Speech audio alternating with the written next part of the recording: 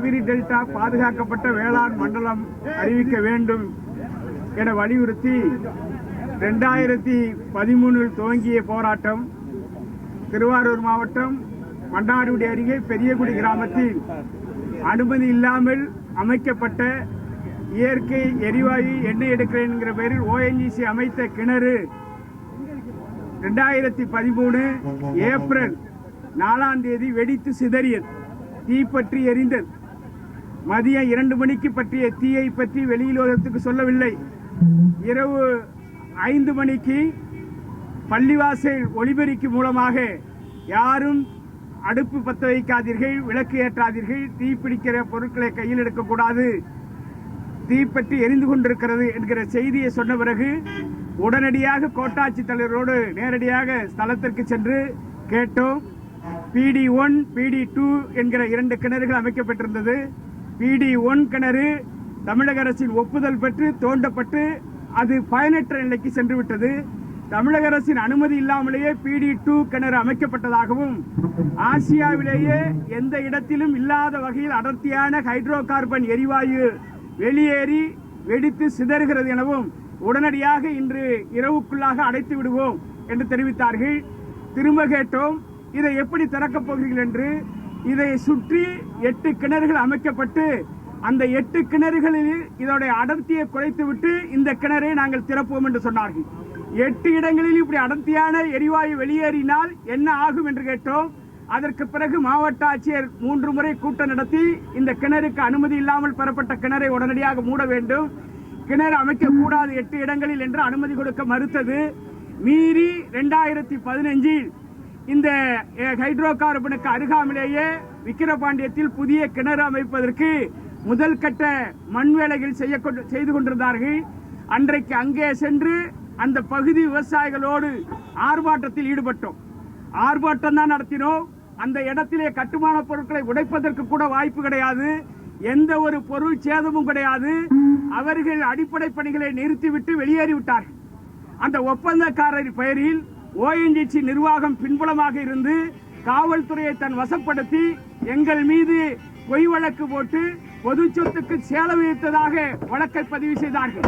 இதனை எதிர்த்தும் hydro carbon எரிவாயு பேரழிவு திட்டங்களை காவிரி டெல்டாவில் அனுமதிக்க கூடாது என 2015 இதற்கு பிறகு தென்னிந்திய பசுமை தீர்ப்பாயத்தில் வழக்கு தொடர்ந்தோம். வழக்கை விசாரித்த நீதியரசர் ONGCக்கு தடை விதித்தார். இந்த தடையை எதிர்கொள்வதற்கு ONGC 1 வாரம் கழித்து PR பாண்டியன் 100 கோடி கேட்டு எங்களிடத்தில் மிரட்டினார். கொடுக்க மறுத்ததால் தவறான தகவலை சொல்லி தடை பெற்று விட்டார் என்று ஒரு எழுத்துப்பூர்வமான ஒப்புதலை நீதிமன்றத்தில் கொடுத்தது. அன்றைக்கு எதிர்பாராத விதமாக இந்திய கம்யூனிஸ்ட் கட்சியுடைய மூத்த தலைவர் நல்லக்கண் அவர்களும் மறுமலர்ச்சி திராவிட முன்னேற்ற கழகத்துடைய பொதுச் செயலாளர் வைகோ அவர்களும் அந்த நீதிமன்றத்திற்கு வேறொரு வழக்குக்காக வந்திருந்தார்கள். அப்பொழுது இந்த வழக்கின் விவரத்தை கேட்டு அதிர்ச்சி அடைந்த அவர்கள், நாங்கள் நேரடியாக வாதாடுகிறோம், எங்கள் அனுமதிக்க வேண்டும் என்று கேட்டார்கள். நீதிபதி அனுமதி கொடுத்தார். அந்த இடத்திலே அவர் வாதிட்ட போது உடனடியாக இந்த 100 கோடி கட்டதற்கான ஆதாரம் கொடுக்காமல் ONGCக்கான தடையை நீக்கக்கூடாது என்று அவர் நீதிமன்றத்திலே வாதாடினார்.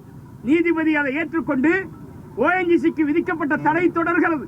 PR பாண்டியன் 100 கோடி கேட்டு மிரட்டியதற்கான ஆதாரங்களை இந்த நீதிமன்றத்தில் சமர்ப்பிக்கிறார்களும் ONGC தடை குறித்த வழக்கை விசாரிக்க முடியாது என்று நிறுத்தி வைத்து விட்டார். அதற்கு பிறகு 1 வாரம் கழித்து நான் பகிரங்க மன்னிப்பு கோருகிறேன், உலகளாவிய அளவில் ONGCக்கு மிகப்பெரிய நெருக்கடி ஏற்பட்டுவிட்டது, மத்திய அரசுக்கு நெருக்கடி ஏற்பட்டுவிட்டது, எனவே அதை தவறான வகையில் தடை விதித்திருப்பதை நீக்க வேண்டும் என்பதற்காக நாங்கள் இப்படி ஒரு அவசர தோழத்தில் இப்படி ஒரு அபாண்டமான குற்றச்சாட்டை சுமத்தி விட்டோம், மன்னிப்பு கோருகிறோம், பகிரங்கமாக இந்த வழக்கை திரும்ப பெறுகிறோம் என்று சொல்லி அதற்கு பிறகு நீதிமன்றம் ONGCக்கு தடையை நீக்கியது. 2017 இறுதி தீர்ப்பு வழங்கியது. மத்திய அரசும் மாநில அரசும் இனி காவிரி டெல்டாவில் எந்த ஒரு புதிய கிணறு அமைப்பதற்கோ ஹைட்ரோ கார்பன் எரிவாயு எடுப்பதற்கோ பாறை எரிவாயு எடுப்பதற்கோ அனுமதி கிடையாது என்பதை நீதிமன்றத்தில் மத்திய அரசும் மாநில அரசும் 2014 ஒப்புதல் வாக்குமூலம் கொடுத்ததோடு மட்டுமல்ல, விரைவில் காவிரி டெல்டா பாதுகாக்கப்பட்ட வேளாண் மண்டலமாக அறிவிக்கப்படும் என்கிற ஆதாரத்தோடு அந்த ஒப்புதல் கடிதம் கொடுக்கப்பட்ட பிறகு ONGCக்கு விதிக்கப்பட்ட தடை நீக்கப்பட்டு ஒட்டுமொத்தமாக 2020ஆம் ஆண்டு காவிரி டெல்டா பாதுகாக்கப்பட்ட வேளாண் மண்டலமாக அறிவிக்கப்பட்டது. அதற்கு அடிப்படையாக விளங்கிய இந்த வழக்கை ONGC நிர்வாகம் தொடர்ந்து என்னை சிறையில் அடைத்து கொடுமைப்படுத்த வேண்டும். அங்கொன்றும் இங்கொன்றுமாக ONGC திரைப்படப்பணிகளை மேற்கொள்வதற்கான முயற்சியை மேற்கொண்ட போது துணிவோடு நின்று எங்கள் விவசாயிகள் எதிர்த்தோம் என்பதற்காக, என்னை எப்படியாவது சிறைக்கு அனுப்ப வேண்டும் என்பதற்காக வக்ர புத்தியோடு ONGC செயல்பட்டு வந்தது. அதனுடைய விளைவு எனக்கு கடந்த நவம்பர் 6ஆம் தேதி, எனக்கு டிசம்பர் 6ஆம் தேதி திருவாரூர் நீதிமன்றத்தில் எனக்கு 13.5 ஆண்டுகள் நீதிமன்ற தண்டனை விதித்து தீர்ப்பு வழங்கியது. என்னோடு சேர்த்து மொத்தம் 22 பேர், 2 பேர் இறந்து விட்டார்கள். 20 பேரில் 18 பேரை விடுதலை செய்தார்கள். என்னையும் அந்த விக்கிரவாண்டிய ஊராட்சி மன்ற தலைவர் செல்வராஜுவையும் 13 ஆண்டுகள் தண்டிப்பதாகவும் 13,000 ரூபாய் அபராதம் செலுத்த வேண்டும் என்று எதிர்பாராத வகையில் ஒரு தீர்ப்பை வழங்கினார்கள். அந்த தீர்ப்பை மதித்து சிறையில் அடைக்கப்பட்டோ மேல்முறையீடு செய்தோ ஒட்டுமொத்த தமிழக விவசாயிகள், நமது ஐயாக்கன் அவர்கள் உட்பட அனைத்து தலைவர்களும் களத்தில் இறங்கி போராடினார்கள். பல்வேறு அமைப்புகள் எங்களுக்கு ஆதரவு தெரிவித்தன. நமது மரியாதைக்குரிய மூத்த வழக்கறிஞர் சென்னை ராகவாச்சாரியார் அவர்கள் இந்த வழக்கை அவசர வழக்காக தொடுத்து உயர்நீதிமன்றம் எங்களுக்கு இன்றைக்கு பிணை வழங்கி விடுதலை செய்யப்பட்டிருக்கிறோம்.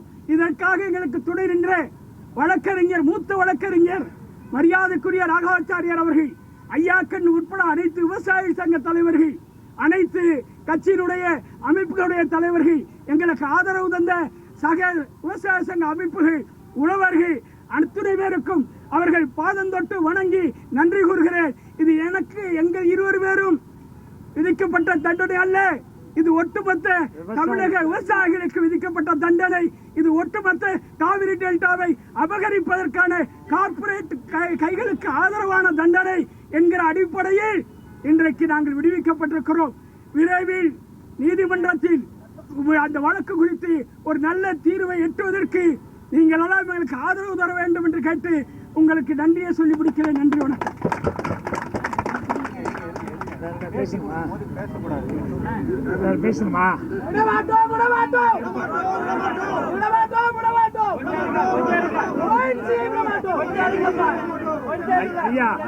ஐயா, தமிழ்நாடு ஒரு நிமிஷம்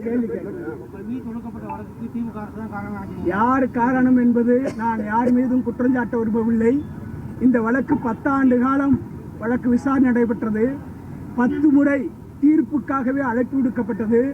கடந்த நவம்பர் 27ஆம் தேதி காலையில் 10:30 மணிக்கு தீர்ப்பு வழங்கப்படும் என்ற அறிவிப்பு வெளியிட்டு அழைத்தார்கள். 11:30 மணிக்கு தீர்ப்பு சொல்லப் போவதாக எங்களை காக்க வைத்தார்கள். 11:30 மணிக்கு அந்த தீர்ப்பு ஒத்திவைக்கப்பட்டது. அதற்கு பிறகு டிசம்பர் 4ஆம் தேதி தீர்ப்பு என்று சொன்னார்கள். முதல் நாள் இரவே நாளைக்கு தீர்ப்பு இல்லை, ஆகவே 6ஆம் தேதி மாலை 3 மணிக்கு வர சொல்லுங்கள் என்ற தகவல் வந்தது. 6ஆம் தேதி மாலை 3 மணிக்கு சென்ற போது 18 பேரை விடுவித்துவிட்டு 2 பேரை குற்றவாளி என்றும் 13 ஆண்டுகள் தண்டனை என்றும் 13,000 ரூபாய் தலா அபராதம் என்றும் தீர்ப்பளித்தார்கள். இந்த தீர்ப்பு அநீதியை நீதியாக வழங்கினார்களா என்கிற சந்தேகம் இருந்தது. ஆகவே உயர்நீதிமன்றத்தில் மேல்முறையீடு செய்திருக்கிறோம். அரசும் உயர்நீதிமன்றத்தில் எந்த மறுப்பும் தெரிவிக்கவில்லை. திருவாரூர் மாவட்ட காவல்துறையும் எந்த மறுப்பும் தெரிவிக்காத நிலையில் விடுவிக்கப்பட்டிருக்கிறோம். ஐயா, ஒரு நிமிஷம் நீதிமன்ற வழக்கு விவசாய சங்கங்கள், அனைத்து சங்கங்கள் நிறைய இருக்கு. இவங்கெல்லாம் ஒன்றிணைந்தா ஒரு பெரிய எந்த பிரச்சனையா இருந்தாலும் முடிக்கலாம் அப்படிங்கிற ஒரு கருத்து அதிகமா நிலவுது. இன்றைக்கு பிரச்சனையில எப்படி இருக்கும்?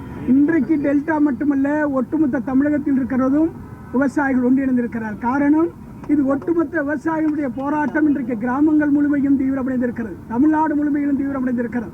நிலங்களை அபகரிப்பதற்கும் மறுக்கும் விவசாயிகள் மீது குண்டர் சட்டத்தை போட்டு அடக்குவதும் சிறையில் அடைத்து கொடுமைப்படுத்துவதும் தொடர்கிறது. எனவே இதற்கு எதிரான போராட்டம் ஒட்டுமொத்த தமிழகம் முழுமையும் தீவிரமடைந்திருக்கிறது. இதனை ஒடுக்குகிற, அச்சுறுத்துகிற வகையிலே தான் நானும் சிறை சென்று வந்திருக்கிறேன். ஆகவே இதற்காக எனக்கு ஒட்டுமொத்த தமிழக விவசாயிகள் ஒன்று கூடி ஆதரித்ததனுடைய விளைவு இன்றைக்கு நீதிமன்றம் எங்களுக்கு பிணை வழங்கியிருக்கிறது. இடைக்காலமாக விரைவில் இறுதி தீர்ப்பையும் பெறுவதற்கான முயற்சியை நாங்கள் மேற்கொண்டிருக்கிறோம். அதற்கான நடவடிக்கையில் வெற்றி பெறுவோம் என்கிற நம்பிக்கை இருக்கிறது. ஐயா, நாங்க என்ன கேட்கிறோம்னா, விவசாயி சேத்துல கை வச்சாதான் மற்றவங்களாம் சோத்துல கை வைக்க முடியும். அந்த விவசாயி போராடுவதற்கு ஜனநாயக நாட்டில் உரிமை இருக்குது.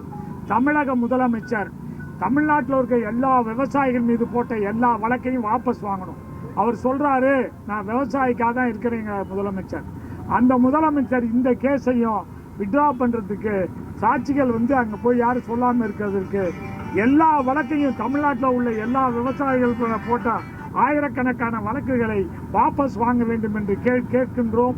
அதை செய்யவில்லை என்றால் விவசாயெல்லாம் ஒன்று சேர்ந்து சென்னையிலே சென்று போராடுவோம்.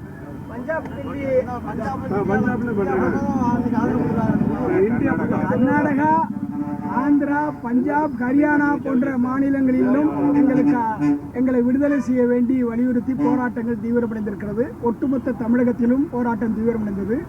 இதனை அடுத்துதான் நீதிமன்றத்தில் தமிழக அரசும் எங்கள் விடுதலைக்கு துணையாக இருந்திருக்கிறது. எனவே இந்த நேரத்தில் இது ஒட்டுமொத்த விவசாயிகளுக்கு விடப்பட்ட அச்சுறுத்தல் சவாலாக நினைக்கிறோம். எனவே விவசாயிகள் உரிமையை நிலைநாட்டுவதற்கு எங்கள் சிறை செல்வதால் மட்டும் நாங்கள் அஞ்சிவிடப் போவதில்லை. உயிரை கொடுத்தும் மண்ணை மீட்டெடுக்க நாங்கள் தயாராக இருக்கிறோம். இன்றைய தினம் அரசியல் குறித்து பேசுவதற்கு இடமில்லை. நீதிமன்ற இடைக்கால பிணை. எனவே அந்த அடிப்படையில் தான் இந்த கருத்துக்களை நான் பதிவு செய்கிறேன். அரசியல் ரீதியாக எந்த கட்சியையும் குற்றம் சாட்ட நான் விரும்பவில்லை.